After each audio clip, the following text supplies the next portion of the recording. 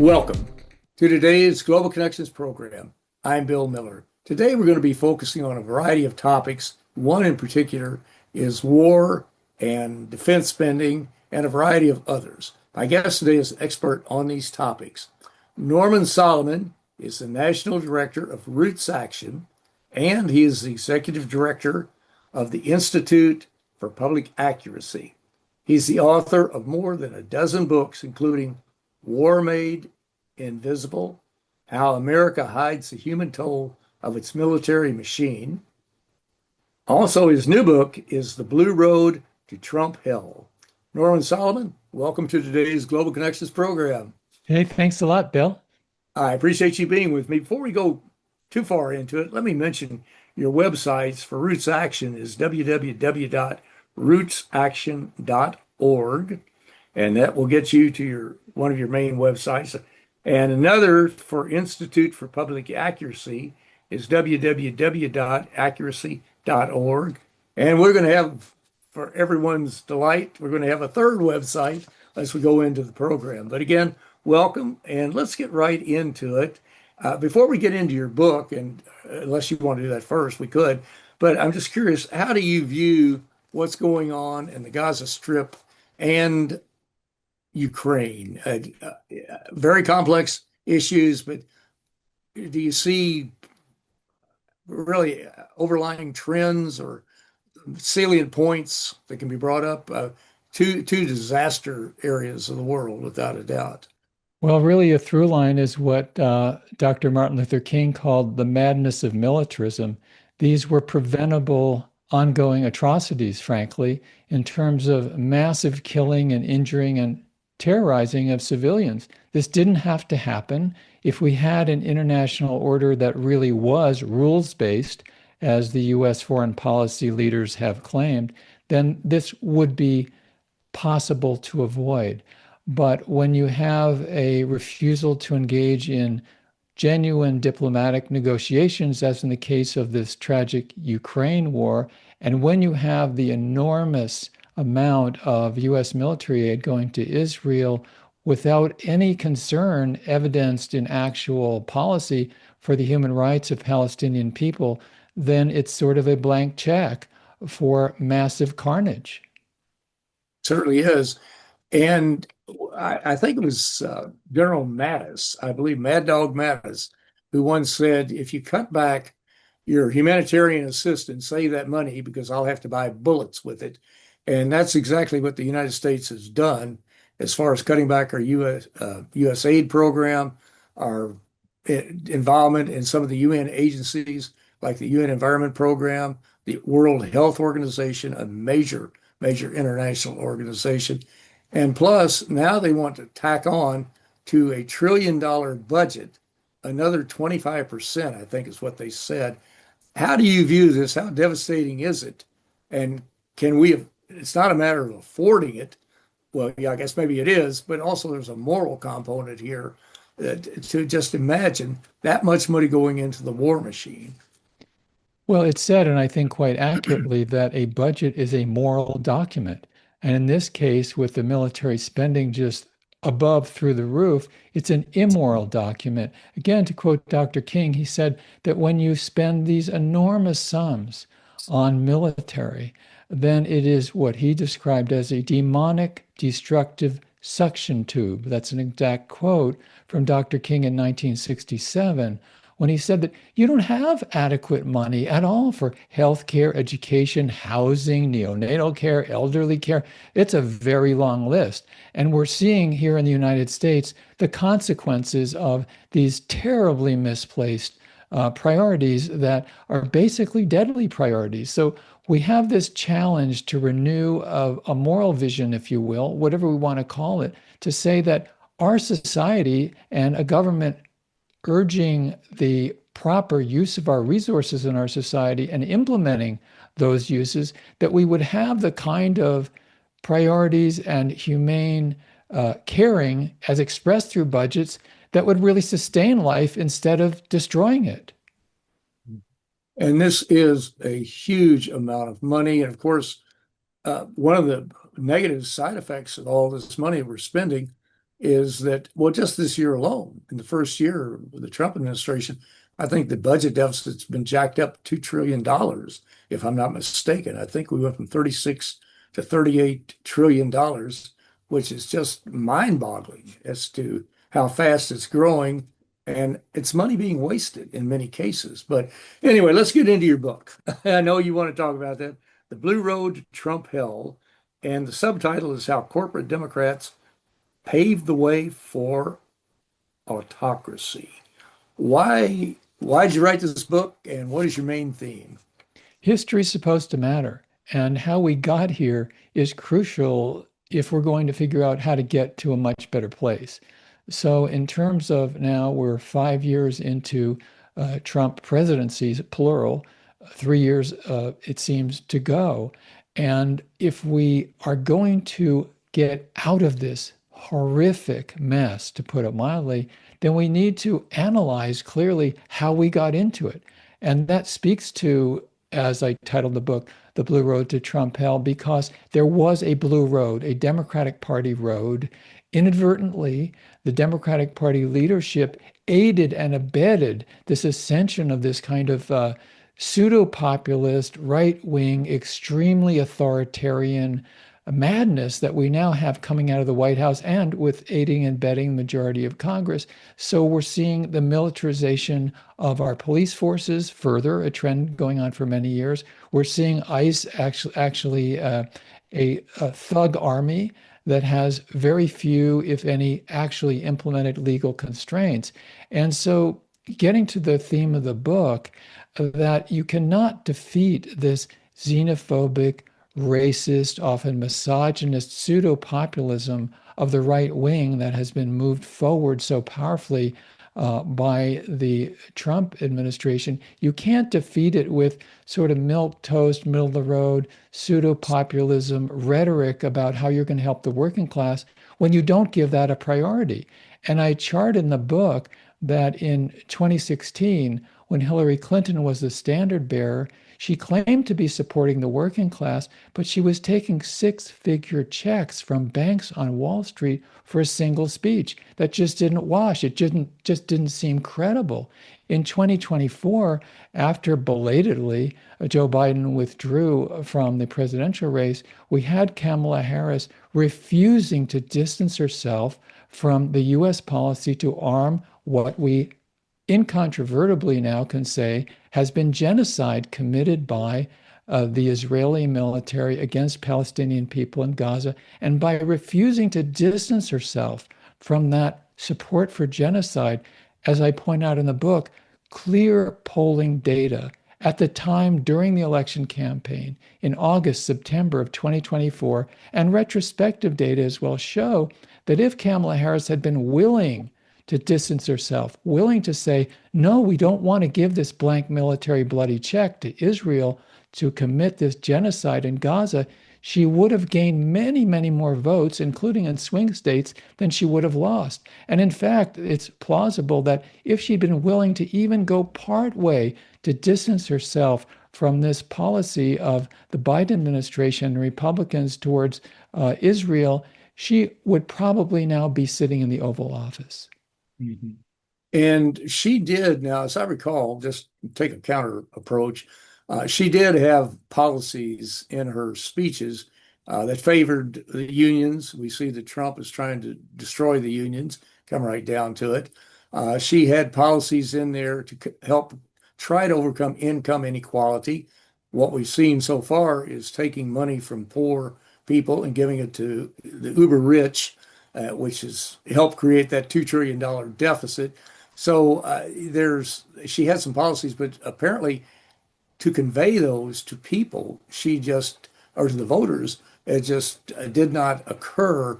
And I look at this, I hope objectively at times, and I see a lot of culprits in this. And I think what you said is accurate, but I also look at the mainstream media, a large part of the mainstream media.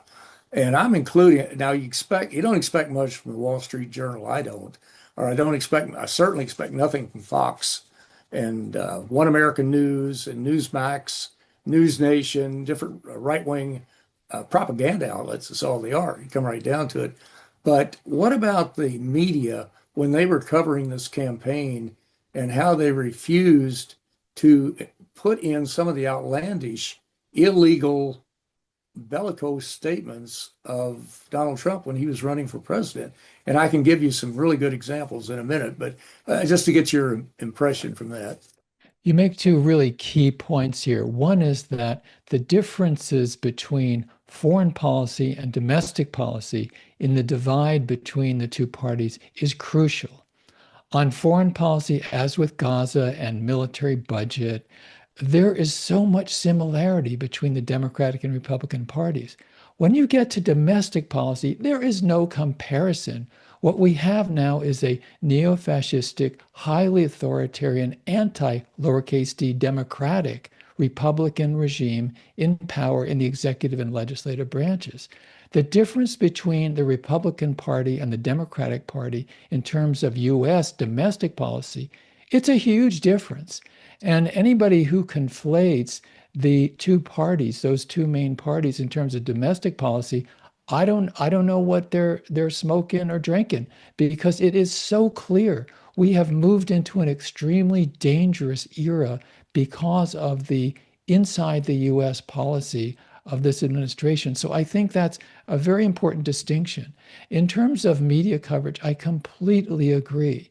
A lie is a lie. A fact is a fact. And when there's both sidesism, when one side is saying things that are hallucinatory and they're absolutely deceptive, then it's not journalism, it's sort of stenography. And whereas we might make distinctions between certain media outlets and others, even the what we would say would be better ones, the New York Times, the Washington Post, the LA Times, there's too much of a secretarial, I'm going to take the notes and convey whatever you say because you're in power attitude. We saw this very clearly, the oligarchs, the billionaires, who are not just in the right-wing media, but they also have enormous power and control over so-called liberal media. Let's look at what happened at the LA Times and the Washington Post. The editorial boards of both of those newspapers in the fall of 2024 had decided to endorse Kamala Harris against Donald Trump. And the owners of both of those newspapers said, no, no, no, you can't do that. We don't want you to make that editorial endorsement. And so in neither case did the endorsement happen. Well, that's not journalism. That's ultra rich, super rich people trying to dictate what kind of news and analysis we get and don't get. Exactly. And those points are so important. We're going to come back and talk about those in just a minute. Well, you're watching Global Connections Television, which is a privately funded, independently produced program. The opinions expressed on Global Connections are solely those of the moderator and his guests. We'd invite our viewers to go to our website at www.globalconnectionstelevision.com to view previous programs. Also, if you're involved in a PBS or community access TV station, or you're involved with the university or well any educational institution that has an intra-campus television hookup, or perhaps a podcast, or you just have a computer and you like our shows, you would like to share them, please feel free to do so. Global Connections Television is provided at no cost as a public service to help us better understand international issues and how they impact our lives. Today, we're taking a look at a broad range of issues that are international and domestic. And my guest today is an expert on this. Norman Solomon is the National Director of RootsAction, and he's also the Executive Director of the Institute for Public Accuracy. Norman, you you got me triggered here. You hit three very important points, or maybe more. I missed one or two, but you were talking about the media, and I won't go into great detail on all the examples, but even the respected New York Times, it has been reported it took the New York Times 3 years to stop putting up this euphemistic Trump is putting out false information to say Trump is lying. That's exactly what he's doing. It wasn't, well, it was false information, but that doesn't register with people. And I remember seeing one time he had given a speech. I can't remember, if it was at West Point or someplace. And he was talking about having the military actually turn guns on Americans, which they're doing right now.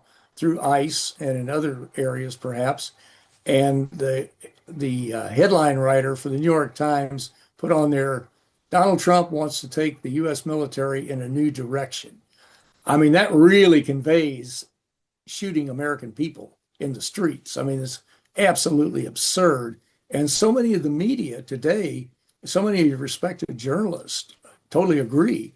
But this has been the case since Trump came in from 2016 on. It's not changed. But now let me get into another point that you made was the this consolidation of the media outlets by super rich people. And these people do not have the American public, their best interest at heart.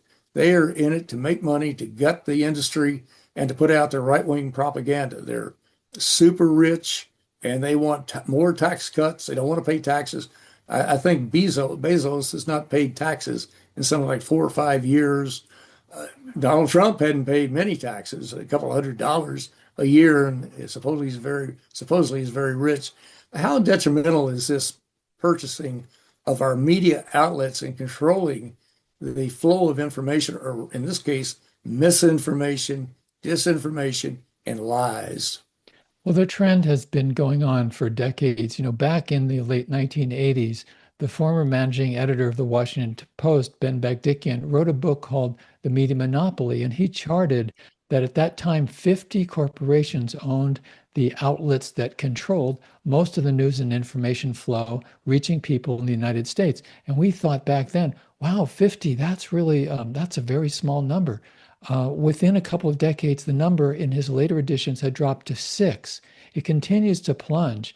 And on the point of genuflecting and bowing down to autocracy, during the last presidential election, after it was called, then the next morning, within hours, you had these texts going out and these social media messages coming from Jeff Bezos, one of the very richest people on the planet, owns Amazon, Whole Foods, on and on and on, the Washington Post. And he sent out a tweet congratulating Donald Trump, saying, "We want to work with you to make America greater." Well, Mark Zuckerberg, the tycoon, again, one of the top few richest people on the planet, the owner of Meta, Facebook, and all of that, he likewise sent out the same message. We want to work with you. We're going to work together to make America better. Well, these are the most powerful media people in the United States. This alliance with someone who is so absolutely clearly opposed to democracy, trying to crush it, this, as you say, should be of huge concern. And part of the solution, I believe, is to critique what's going on, to be more aware of it, to educate ourselves and each other. The Media Watch Group FAIR, which is on the web at fair.org, FAIR.org, has been doing a great job of challenging this kind of media bias. And at the same time, we have the opportunity to create augmenting media, to supplement the media fair, to widen this kind of often pernicious diet that we're getting through media, like this program, like many other independent outlets. And so I really urge people, support media outlets that are not on the corporate gravy train. And years ago, we had legislation that said that a media owner could only own so many newspapers, so many radio stations, TV stations, and I think that was gutted back during the Yes, absolutely. Clinton It was and during Reagan Bush, that's right. Reagan administration. It was called the 777 rule, limiting the number of TV and radio stations and newspapers could be owned in certain markets. And as you say, that was gradually gutted. And then this is an example of how dangerous this bipartisan consensus for corporate power is, because in 1996, President Bill Clinton teamed up with the Speaker of the House, Newt Gingrich, and passed the Telecommunications, and I put this in scare quotes, Reform Act of 1996. And that opened the floodgates for the consolidation of media so that you could have one corporation, as soon happened, owning 1,000 radio stations around the country. And this trend has continued. So it's not to be defeatist. It's not to say, oh, woe is us, nothing we can do. It's the opposite. We need to organize and be active. That's why the organization I'm with, that's very activist, rootsaction.org, encourages people to get engaged, sign up for our action alerts. Most importantly, to participate in a lowercase d democratic process, because if we don't protect democracy, we're going to lose it. Exactly. And we're talking about lower D democracy. This is not a political statement. I look at the issues, I see what legislation's been passed, I see how much damage or good it's doing for the American public. And right now, very little, in fact, nothing's coming out of the Republican House or Republican Senate that's helping Americans. You come right down to it that I've seen anyway. But no, we're not talking about be a Democrat or be a Republican, that type of thing. But if you see legislation you don't like, vote the people out who are pushing that legislation. And right now, the way it looks, I don't want to put it, well, I'll do it anyway. In a nonpartisan way, that would be about 95% of all the Republicans and probably about 50% of all the Democrats being voted out of office because of the horrific legislation that they've been passing or not passing, whichever the case might be. Well, we're running out of time. You've got so many important things to say. Let me ask you, for the next 2 or 3 minutes, what other pieces of information would you like to convey to our viewers? What are items in your book that you'd like us to be aware of as we move forward? Well, I would like to invite people, get out a pen or pencil, or if you're on a device, get it ready to write something down because, frankly, on the web, for legitimate and not so legitimate reasons, there are too many damn paywalls. And unfortunately, people who don't have a lot of money, they can't go out and buy a lot of books. And so this is my 14th book, The Blue Road to Trump Hell. And I decided I wanted to make the book free. Not the printed book, although it is in print, but ebooks, many platforms online. This book is available for free. So I want to invite people to go on to the website blueroad.info, that's blueroad.info, and look at and download this book, The Blue Road to Trump Hell, because not only the content, but also by distributing it, I think it's a way of challenging the corporate power that has led us down this very dangerous road. And very broadly, being defeatist is, as I said, absolutely the wrong way to go. The spirit of human connection, of treasuring human life, of wanting to protect it and nurture human life, that's what it's all about. And we have an opportunity to change and create a better future. We certainly do, and we all need to learn more about these issues because what is going right now is transforming not only America, but the entire world. We're breaking alliances with our longtime allies, 80 years of being allies with the Europeans, most of the Europeans. We're destroying, we're burning our bridges with these tariffs. And just a variety of things are going on. But the topics that you're talking about are so absolutely vital and we have got to learn more about them. And the media have got to stop, in most cases, not all. Some of the media are really excellent, but the media have just got to stop being scribes, taking any of the misinformation lies from people in the administration and writing it down as though it's the gospel truth. They've got to get away from that and start doing investigative reporting and actually take a stand. And I don't know if you've seen any of the press conferences in the Oval Office, but they're a joke. I mean, some of the media people ask some really good questions, and then you get the same litany of misinformation from President Trump. He goes in and he just pushes a button and puts out the same lies he put out the day before. But anyway, this is so important. But Norman Solomon, I want to thank you so very much for a very interesting and a very informative program. Thank you. My pleasure. I'm Bill Miller. Thank you for joining us today on Global Connections Television.